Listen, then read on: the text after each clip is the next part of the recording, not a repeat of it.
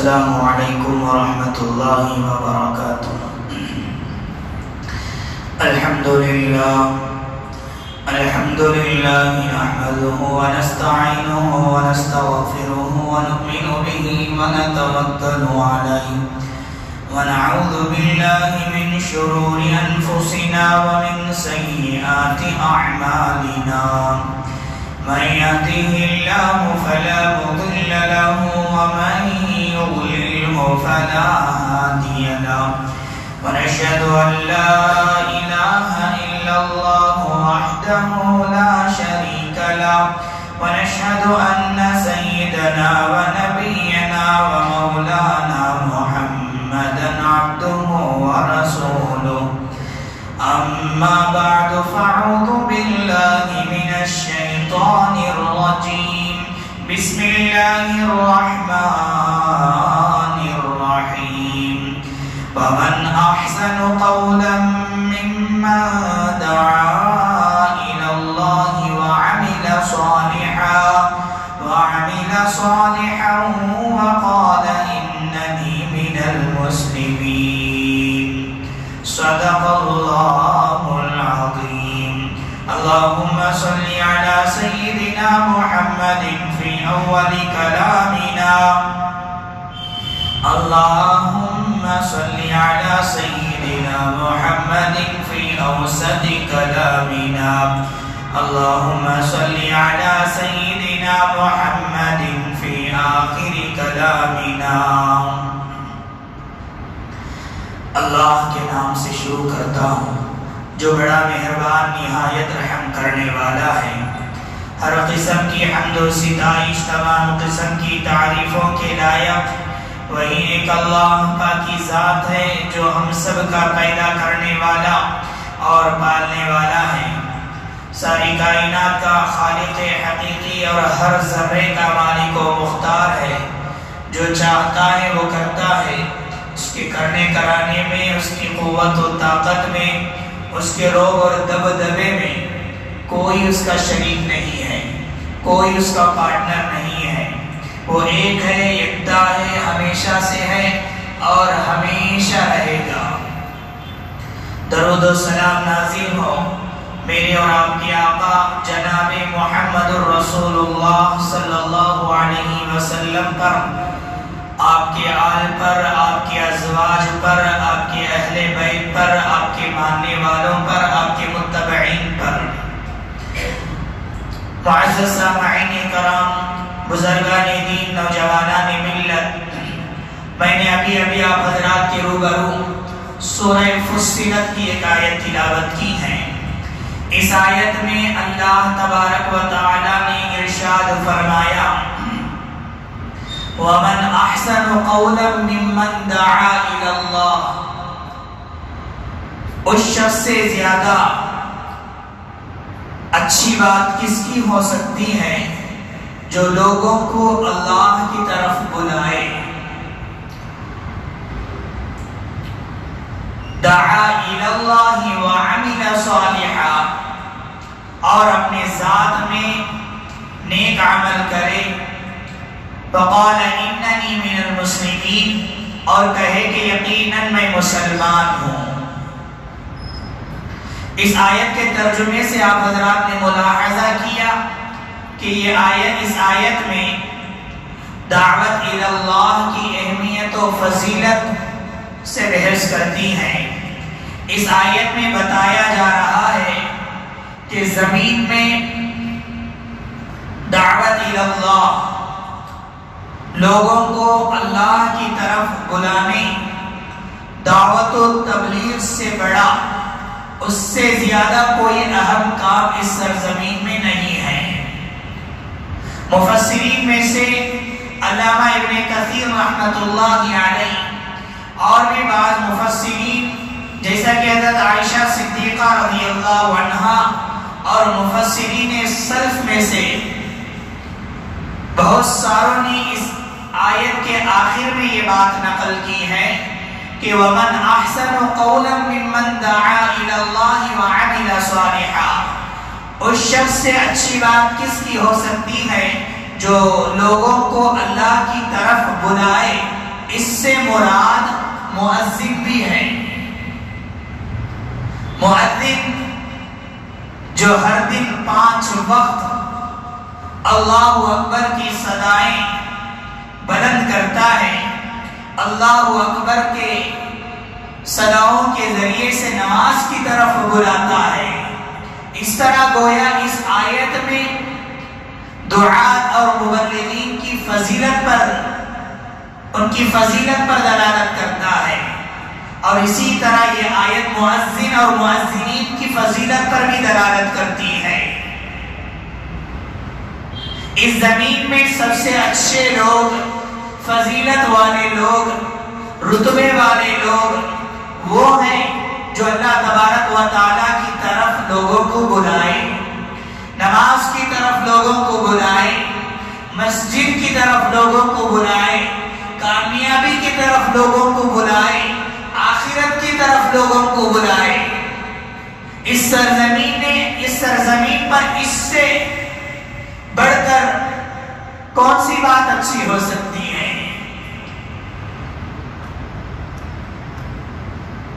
لہذا اسی لیے میں نے آج کا میرا خطبہ یہی مؤذنین کی فضیلت،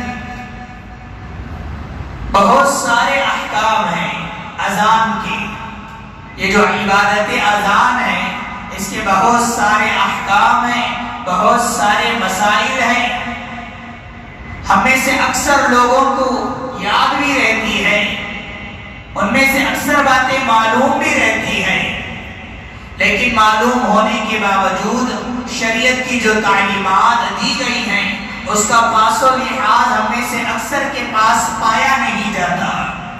اس لیے بطور تذکیر اور یاد دہانی کے میں نے مؤذنین اور عبادت اذان کے سلسلے سے آج کے جمعے کے خطبے میں یہ موضوع بنایا ہے۔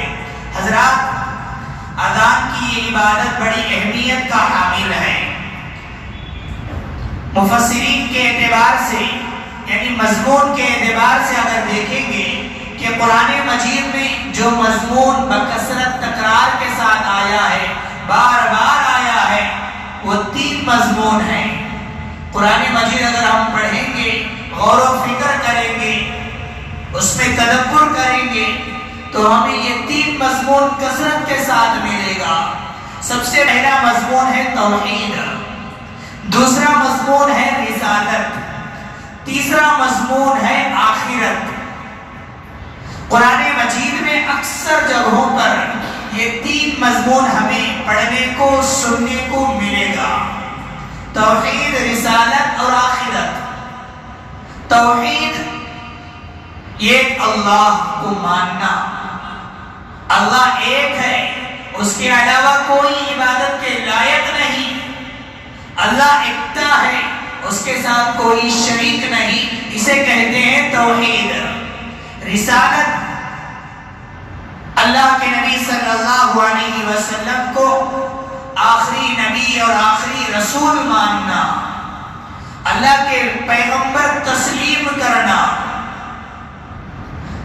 اللہ تبارک و تعالیٰ نے دنیا میں لوگوں کو اللہ کے قریب کرنے کے لیے جن شخصیات کو دنیا میں بھیجا، ان شخصیات کو پیغمبر کہتے ہیں، رسول کہتے ہیں، نبی کہتے ہیں۔ اور اسی طرح آخرت ہے۔ یہ 3 مضمون قرآن مجید میں کثرت سے تکرار کے ساتھ آیا ہے۔ یہی 3 مضمون اگر ہم غور کریں گے تو یہ اذان کے اندر بھی یہ 3 مضمون ہمیں دیکھنے کو، سننے کو ملتا ہے۔ اذان کے اندر بھی توحید ہے، اذان کے اندر رسالت ہے، اذان کے اندر آخرت بھی ہے، اور اذان کے اندر ام العبادات، رأس العبادات جسے نماز کہتے ہیں، اس کا بھی تذکرہ ہے۔ لہذا جب مؤذن اللہ اکبر اشہد ان لا الہ الا اللہ کہتا ہے تو اس کے اندر توحید ہی توحید ہے۔ اللہ بڑا ہے، اللہ بہت بڑا ہے، میں گواہی دیتا ہوں کہ اللہ کے علاوہ کوئی عبادت کے لائق نہیں. اس کے اندر توحید ہے، اور اسی طرح اذان کے اندر جو رسالت ہے، اشہد ان محمد رسول اللہ، اس کے اندر رسالت ہے. میں گواہی دیتا ہوں کہ حضرت محمد صلی اللہ علیہ وسلم اللہ کے بندے اور اس کے رسول ہیں. اسی طرح جب مؤذن اذان میں حی علی الصلاۃ حی علی الفلاح کہتا ہے تو یہاں آخرت کا تذکرہ ہے، کامیابی کا تذکرہ ہے. آؤ نماز کی طرف، آؤ کامیابی کی طرف. کامیابی، اصل کامیابی تو آخرت کی کامیابی ہے. یہاں آخرت بھی موجود ہے. لہذا جس طرح قرآن مجید کے اندر یہ تین مضمون بکثرت تکرار کے ساتھ آیا ہے، توحید تکرار کے ساتھ آیا ہے، رسالت تکرار کے ساتھ آیا ہے، اور اسی طرح سے آخرت بھی تکرار کے ساتھ آیا ہے، بالکل یہی تین مضمون عبادت اذان کے اندر بھی موجود ہے. اذان کے اندر توحید بھی موجود ہے، رسالت بھی موجود ہے، اور آخرت بھی موجود ہے. حضرات، یہ عبادت اذان، یہ اعلان توحید ہے، رب العالمین کی کبریائی کا اعلان ہے. نماز کا وقت جب داخل ہوتا ہے تو نماز کے وقت داخل ہونے کا یہ اعلان ہے. لوگ گھروں میں رہتے ہیں، مشغول رہتے ہیں، تجارتوں میں مصروف رہتے ہیں، کاروبار میں مصروف رہتے ہیں، کوئی کھیل کود میں مبتلا رہتا ہے، کوئی لا یعنی میں مبتلا رہتا ہے، کوئی آرام کر رہا ہوتا ہے. لیکن جب ایک مؤذن مسجد میں کھڑے ہو کر حی علی الفلاح، حی علی الصلاۃ، حی علی الفلاح کی آواز دیتا ہے، آؤ کامیابی کی طرف، اللہ کی کبریائی کا واسطہ دے کر ایک مؤذن نماز کی طرف بلاتا ہے، مسجد کی طرف بلاتا ہے، آخرت کی طرف بلاتا ہے، توحید و رسالت کی طرف بلاتا ہے.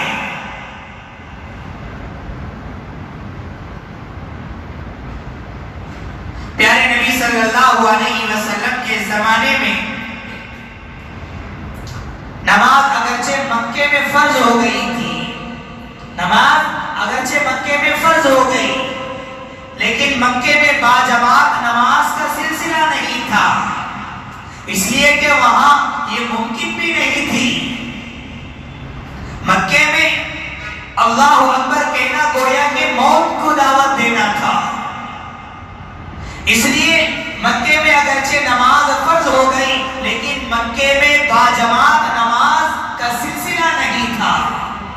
لیکن جب پیارے نبی صلی اللہ علیہ وسلم مکہ چھوڑ کر مدینے کی طرف ہجرت کی، جب مدینے میں ہجرت کر کے آ گئے، جب مدینے میں نماز کو باجماعت شکل دی گئی، نماز کو باجماعت نماز پڑھنے کو ضروری قرار دیا گیا، تو پیارے نبی صلی اللہ علیہ وسلم نے صحابہ اکرام رضوان اللہ علیہ مجمعین سے یہ مشورہ کیا کیسے ہم نماز کو بلایا جائے.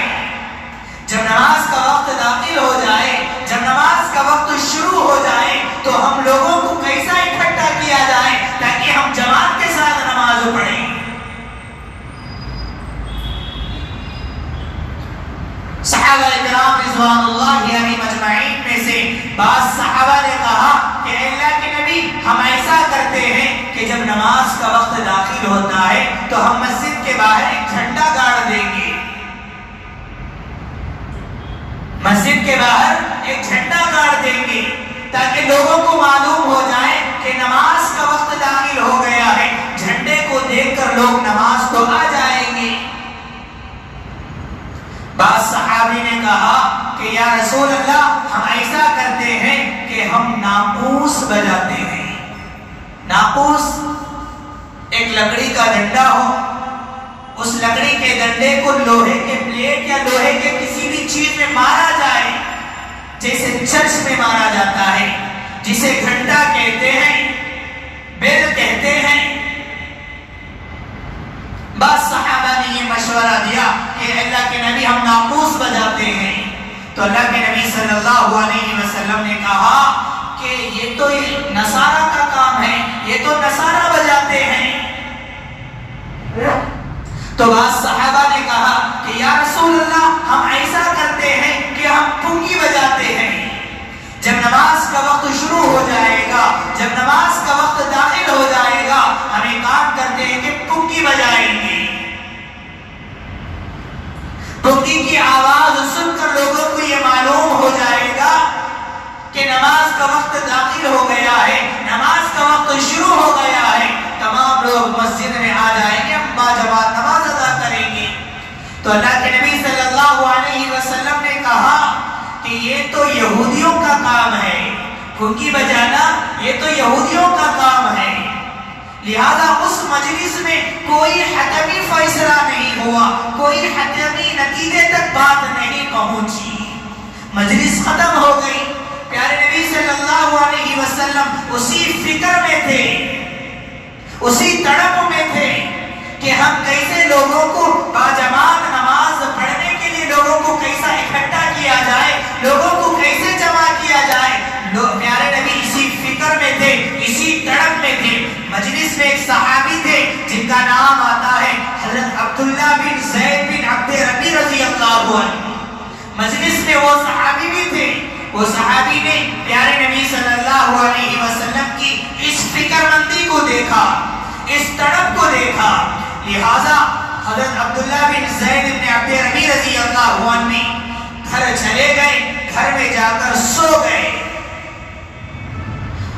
اور یہ صحابی کو بھی یہی تڑپ تھی کہ اللہ کے نبی فکر مند ہیں، اللہ کے نبی تڑپ میں ہیں کہ لوگوں کو کیسے باجماعت نماز کے لیے مسجد میں اکٹھا کیا جائے۔ یہ سوچتے ہوئے حضرت عبداللہ بن زید بن ربی رضی اللہ عنہ سو گئے۔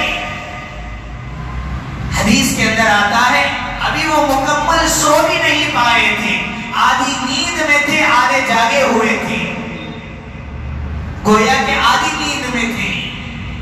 کہتے ہیں کہ میں نے خواب میں دیکھا ایک آدمی ناقوس لے کر آ رہا ہے، ایک آدمی ناقوس یعنی بیل لے کر آ رہا ہے۔ حضرت عبداللہ ابن زید بن ربی رضی اللہ عنہ اس شخص سے پوچھتے ہیں کہ اے اللہ کے بندے کیا تم یہ ناقوس یعنی اس بیل کو مجھے بیچو گے؟ تو اس شخص نے کہا کہ اس ناقوس کا تم لے کر کیا کرو گے؟ تو حضرت عبداللہ ابن زید بن ربی رضی اللہ عنہ نے کہا کہ ہمیں نماز کو بلانے کے لیے، باجماعت نماز ادا کرنے کے لیے لوگوں کو اکٹھا کرنا ہے، لوگوں کو اکٹھا کرنے کے لیے ہمیں یہ ناقوس بجانے کی ضرورت ہے، اس لیے میں تم سے یہ ناقوس مانگتا ہوں، کیا تم مجھے یہ ناقوس یہ بیل بیچو گے؟ تو اس شخص نے کہا کیا میں تمہیں اس سے بہتر چیز نہ بتاؤں؟ کیا میں تمہیں اس سے بہتر چیز نہ بتاؤں؟ تو حضرت عبداللہ ابن زید ابن ربی رضی اللہ عنہ نے کہا کہ ضرور بتائیں۔ اس شخص نے کہا، اس شخص نے اس کے بعد اذان کے پورے کلمات کو حضرت عبداللہ ابن زید ابن ربی رضی اللہ عنہ کو سکھایا۔ تاریخ میں آتا ہے کہ جس شخص کو اس نے خواب میں دیکھا وہ اصل میں فرشتہ تھا جو حضرت عبداللہ ابن زید ابن ربی رضی اللہ عنہ کو اذان کے کلمات کو سکھایا۔ ایک ایک کلمات کو انہوں نے حضرت عبداللہ ابن زید ابن ربی رضی اللہ عنہ کو سکھایا، لہذا حضرت عبداللہ ابن زید ابن ربی رضی اللہ عنہ نے اس کلمات کو سیکھ لیا، سن لیا۔ وہ فرشتہ اذان کے کلمات سکھانے کے بعد تھوڑی دیر کے لیے غائب ہو گیا، پھر تھوڑی دیر کے بعد پھر خواب میں آیا، آ کر اقامت کے کلمات سکھائے۔ اب اقامت کے کلمات بھی حضرت عبداللہ ابن زید ابن ربی رضی اللہ عنہ نے سن لیا، سیکھ لیا۔ جیسے ہی ان کی آنکھ نیند سے کھلی، نیند سے بیدار ہوئے، فوراً پیارے نبی صلی اللہ علیہ وسلم کی خدمت میں دوڑے دوڑے آئے اور اللہ کے نبی کی خدمت خدمت میں آ کر عرض کرنے لگے کہ یا رسول اللہ میں سویا ہوا تھا، پورا خواب کا انہوں نے یہ تذکرہ کیا، ایک شخص آیا مجھے یہ اذان کے کلمات سکھائے ہیں۔ اللہ کے نبی صلی اللہ علیہ وسلم نے کہا یہ خواب سچا خواب ہے، یہ خواب بہت ہی سچا خواب ہے۔ لہذا اس کے بعد پیارے نبی صلی اللہ علیہ وسلم نے حضرت عبداللہ ابن زید ابن ربیع رضی اللہ عنہ کو کہا کہ جاؤ جا کر بلال حبشی رضی اللہ عنہ کو یہ اذان کے کلمات سکھاؤ۔ لہذا اللہ کے نبی نے حضرت بلال حبشی رضی اللہ عنہ کو اذان دینے کے لیے کہا کہ جاؤ جا کر چھت پہ کھڑے ہو کر اذان دو۔ حضرت عبداللہ ابن زید ابن ربیع رضی اللہ عنہ اذان کے جو کلمات تمہیں تلقین کریں گے، جو کلمات تمہیں القاء کریں گے، اس کلمات کو تم اذان میں ویسے ہی دہراؤ۔ لہذا تاریخ کی سب سے پہلی اذان تھی جو حضرت بلال حبشی رضی اللہ عنہ نے حضرت عبداللہ ابن زید ابن ربیع رضی اللہ عنہ کے تلقین کرنے کے بعد اسی کلمات کو اذان میں دہرایا۔ مزے کی بات یہاں یہ ہے کہ جیسے ہی حضرت بلال حبشی رضی اللہ عنہ نے اذان کے کلمات کو دہرایا، اس اذان کے کلمات کی آواز کو حضرت عمر بن خطاب رضی اللہ عنہ جو گھر میں بستر پر سوئے ہوئے تھے، انہوں نے اذان کے کلمات کو سنا تو فوراً جاگ اٹھے، بستر سے اٹھے اور چادر کو گھسیٹتے ہوئے انہوں نے دوڑتے دوڑتے پیارے نبی صلی اللہ علیہ وسلم کی خدمت میں حاضر ہوئے اور آ کر کہنے لگے کہ یا رسول اللہ جس طرح بلال نے یہ کلمات اذان میں دہرائے ویسے ہی کلمات بعینی میں نے بھی ویسے ہی خواب دیکھا ہے، بعینی ویسے ہی خواب میں نے بھی دیکھا ہے، لہذا یہ خواب تھا اس لیے میں نے آپ کے پاس آ کر نہیں سنایا۔ اس لیے اہل علم لکھتے ہیں اگر ایک ہی خواب کئی لوگ اگر دیکھا جائے تو اس خواب کے سچے ہونے کی علامت ہے، اگر ایک ہی خواب کئی لوگ اگر دیکھتے ہیں اس خواب کی تعبیر سچی ہوتی ہے، جس کو حدیث کے زبان میں حدیث تقریری کہتے ہیں۔ حدیث کی زبان میں حدیث تقریری، کسی بھی امتی کا خواب وہی نہیں ہوا کرتا، لیکن یہ خواب صحابی نے دیکھا اور صحابی کے خواب کو پیارے نبی صلی اللہ علیہ وسلم نے تصدیق کی ہے کہ انہوں نے جو خواب دیکھا ہے یہ سچا خواب ہے، اسی لیے اس خواب کو حدیث تقریری کہا گیا۔ اور حضرت بلال حبشی رضی اللہ عنہ کو مؤذن رسول ہونے کا یہ لقب دیا گیا، اس لیے کہ انہوں نے تاریخ کی سب سے پہلی اذان دی، تاریخ کی سب سے پہلی اذان دی۔ جب مکہ فتح ہوا سن 8 ہجری میں مکہ فتح ہوا، مکہ فتح ہونے کے بعد پیارے نبی صلی اللہ علیہ وسلم نے جس طرح مدینے میں حضرت بلال حبشی رضی اللہ عنہ نے تاریخ کی سب سے پہلی اذان دی، بالکل اسی طریقے سے مکہ فتح ہونے کے بعد مکے کی پہلی اذان بھی حضرت بلال حبشی رضی اللہ عنہ سے دلوایا۔ حضرت بلال حبشی رضی اللہ عنہ کو یہ اعزاز کس لیے حاصل ہوا؟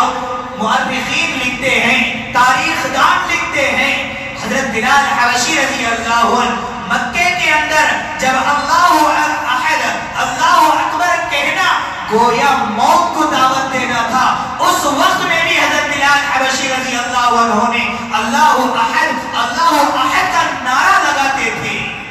اس جرم مکے میں رہنے والے لوگ ان کو پتھریلی زمین پر گھسیٹا کرتے تھے، ان کے سینے پر بڑے بڑے چٹان رکھ دیا کرتے تھے۔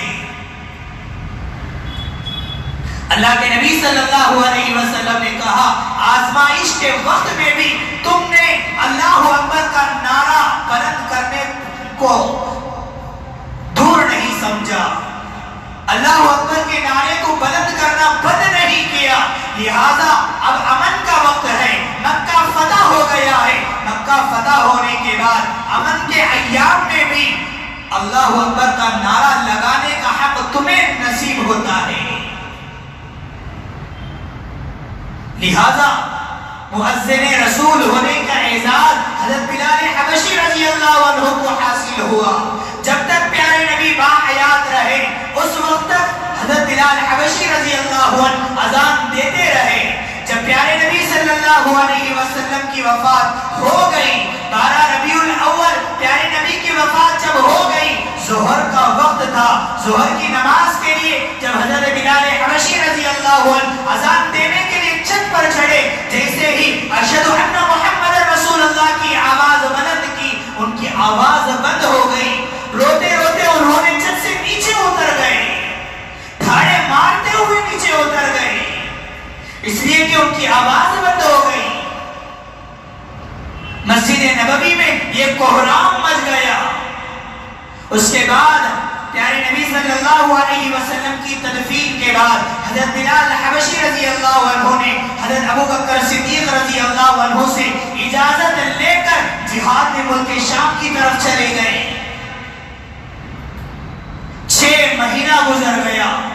6 مہینے گزرنے کے بعد بھی انہوں نے مدینے کی طرف رخ نہیں کیا. لہذا 6 مہینے گزرنے کے بعد کئی صحابہ جہاد میں گئے ہوئے تھے کسی صحابی کو خواب نہیں آیا. حضرت بلال حبشی رضی اللہ عنہ کو خواب میں پیارے نبی صلی اللہ علیہ وسلم کی زیارت ہوتی ہے. اللہ کے نبی نے کہا کہ اے بلال کیا اتنی بے وفائی ہمارا شہر آنا ہی تم نے چھوڑ دیا. تم نے ہمارا شہر آنا ہی چھوڑ دیا. ایسی کیا بے وفائی ہے. جیسے ہی حضرت بلال حبشی رضی اللہ عنہ نے یہ خواب دیکھا جیسے ہی ان کی آنکھ نیند سے بیدار ہوئی کھلی سواری پر سوار ہوئے راستے میں سوائے نماز اور استنجا کے ضرورت کے کہیں بھی نہیں رکے. 7 دن کا سفر کر کے انہوں نے مسجد نبوی میں آ پہنچے. جیسے ہی مسجد نبوی میں آئے جیسے ہی مدینے میں آئے تو ہاتھ اٹھا کر کہنے لگے کہ یا رسول اللہ میں آ گیا آپ کہاں ہیں.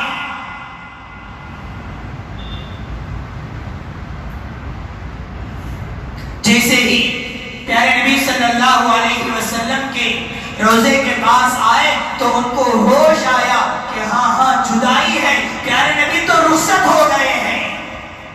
اس کے بعد حضرت بلال حبشی رضی اللہ عنہ پیارے نبی کے قبر پر چمٹ جاتے ہیں روتے روتے دھاڑے مار کر روتے ہیں یہاں تک کہ نماز کا وقت آ جاتا ہے. اب مسجد نبوی میں بعض صحابہ ان لوگوں کی یہ خواہش تھی کہ حضرت بلال حبشی رضی اللہ عنہ اذان دیں اس لیے کہ پیارے نبی کی وفات ہوئی. وفات کے بعد حضرت بلال حبشی رضی اللہ عنہ نے یہ قسم کھا لی کہ آج کے بعد میں کبھی اذان نہیں دوں گا. جب 6 مہینے کے بعد حضرت بلال حبشی رضی اللہ عنہ مدینے آتے ہیں تو صحابہ کی یہ خواہش تھی کہ آج ظہر کی اذان حضرت بلال حبشی رضی اللہ عنہ دیا جائے. صحابہ کرام نے حضرت حسن اور حسین رضی اللہ عنہ کو سہارا بنایا. کہنے لگے کہ حسن اور حسین رضی اللہ عنہ سے تم جا کر کہو کہ حضرت بلال سے کہ چچا تم اذان دو. لہذا حضرت حسن اور حسین رضی اللہ عنہ پیارے نبی صلی اللہ علیہ وسلم کے جو مؤذن رسول کہلاتے ہیں ان کے پاس آتے ہیں عرض کرتے ہیں کہ چچا جس طرح تم ہمارے نانا کے لیے اذان دیا کرتے تھے آج ہمارے لیے بھی اذان دے دیں. حضرت بلال حبشی رضی اللہ عنہ کہتے ہیں میرے بچوں تمہارے لیے تو میری جان بھی قربان ہے اذان تو کیا بات ہے. میں قسم کا کفارہ ضرور ادا کروں گا اور اذان دوں گا. اس کے بعد حضرت بلال حبشی رضی اللہ عنہ اذان دینے کے لیے چھت پر چڑھتے ہیں اذان دیتے ہیں. اللہ اکبر اللہ اکبر. مدینے کے تمام گلیوں میں یہ کوہرام مچ جاتا ہے. مدینے کے گھروں سے لوگ چیختے چلاتے روتے ہوئے باہر نکل نکل جاتے ہیں. مسجد نبوی میں صحابہ اکرام کا رونے کی آوازیں بلند ہو جاتی ہیں. حضرت بلال حبشی رضی اللہ عنہ کو مؤذن رسول ہونے کا یہ اعزاز ملتا ہے. حضرات اذان، یہ عبادت اذان کا عمل بہت بڑی فضیلت والا عمل ہے. آج بدقسمتی سمجھیں یا ہماری فکر کا زوال سمجھیں، آج ہمارے پاس اذان کا کوئی ویلیو نہیں ہے. آج ہمارے پاس اذان کی کوئی اہمیت نہیں ہے. ایک طرف اذان ہوتی رہتی ہے، دوسری طرف ہم دوسرے کاموں میں مصروف رہتے ہیں. ایک طرف اذان ہوتی رہتی ہے، دوسری طرف ہم ٹیلی ویژن کے سامنے بیٹھے رہتے ہیں. ایک طرف اذان ہوتی رہتی ہے، دوسری طرف ہمارے کانوں میں موسیقی چل رہی ہوتی ہے، گانا بجانا چل رہا ہوتا ہے.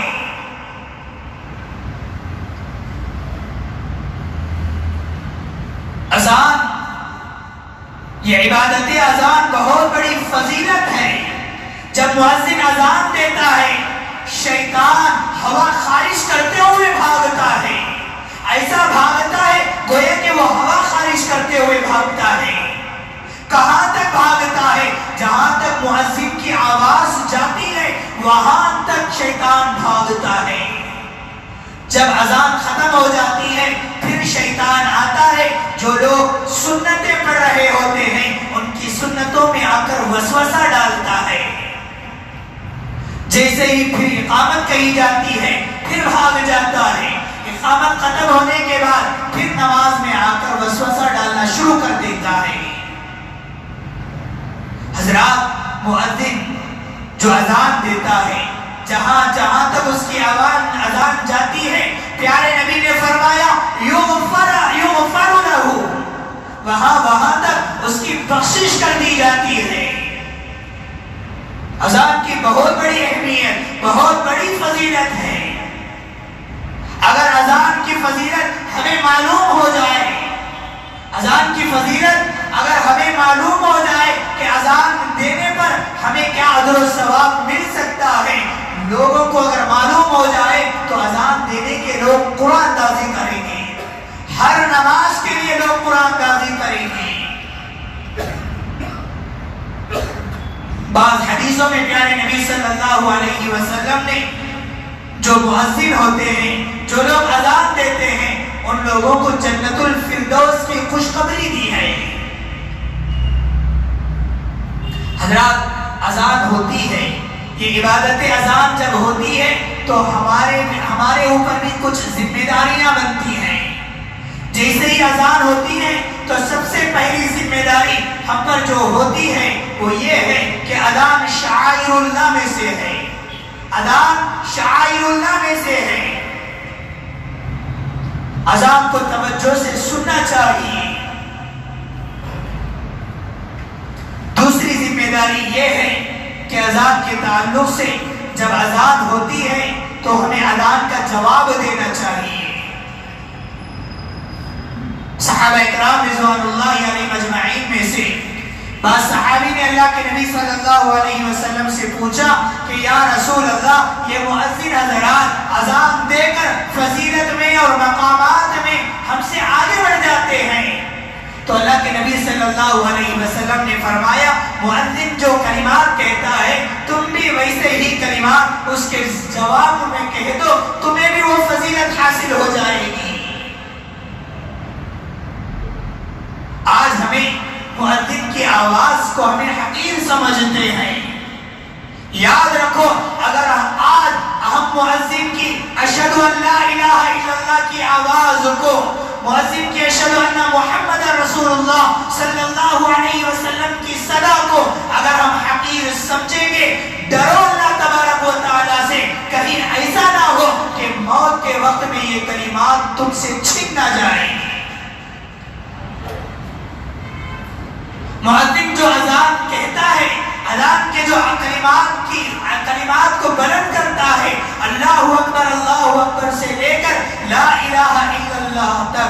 جو کلمات کہتا ہے، اگر اس اذان کو سن کر اگر تم جواب نہیں دو گے تو اللہ تبارک و تعالیٰ سے ڈرو، کہیں اللہ تبارک و تعالیٰ موت کے وقت میں یہ گواہی اس گواہی سے تمہیں محروم نہ کر دیا جائے۔